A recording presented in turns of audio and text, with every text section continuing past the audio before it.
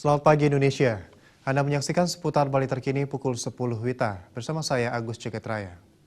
Keberadaan terumbu karang sangat penting dilindungi untuk menjaga kelangsungan kehidupan di laut. Hal tersebut disampaikan salah satu tokoh hukum laut internasional, Profesor Dr. Hajim Jalal. Hasim Jalal mengatakan ada 6 negara yang memiliki keanekaragaman hayati tertinggi di dunia, yakni Indonesia, Timor Leste, Malaysia, Papua Nugini, dan Kepulauan Salmon. Pulau Bali termasuk di dalamnya yang memerlukan perhatian bersama dalam menjaga terumbu karang.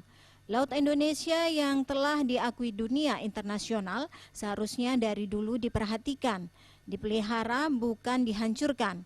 Untuk itu menjadi tugas pemerintah dan rakyat untuk menjaganya.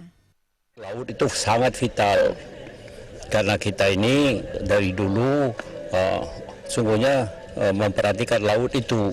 Tapi buat sementara waktu kita kelupaan. Nah sekarang kita kembalikan lagi.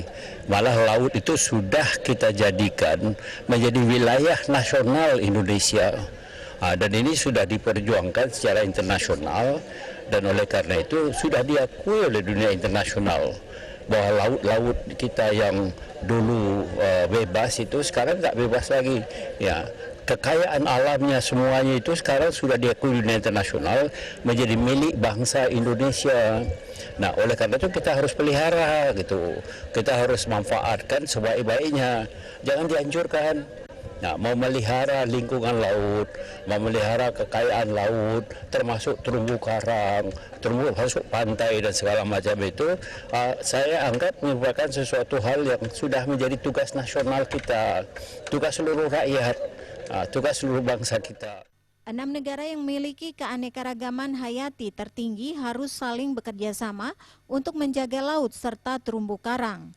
Raiswantara, Bali TV. Pemirsa, demikian seputar Bali terkini kali ini. Nantikan informasi menarik kami lainnya dalam seputar Bali terkini 1 jam mendatang. Salam Indonesia.